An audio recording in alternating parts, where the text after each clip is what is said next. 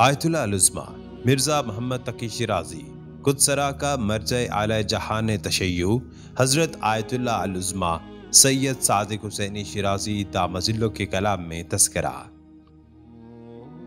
शेख मोहम्मद तकी शिराज़ी की तारीख में जब वो बरतानवी फासिदीन से लड़ रहे थे, मिलता है कि इराक के अंदर कुछ लोग थे जो बरतानवी हुकूमत से मजदूरी लेकर उनके सहूलतकार बने हुए थे। ये अफराद लोगों के लिए आश्कार हो चुके थे।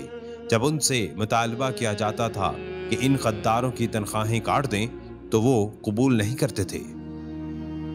ये ईमान, सब्र, तहम्मुल, मोमिनीन को मुत्तहिद करना और इख्तिलाफात से उनको बचाना, बावजूद इसके कि नजरियाती इख्तिलाफात और सकाफती इख्तिलाफात मौजूद थे। यही सब वजूहात थी कि इराकी अवाम के साथ मिलकर उन्होंने दुनिया की सबसे बड़ी कुव्वत को शिकस्त दी और उन पर कामयाबी हासिल की।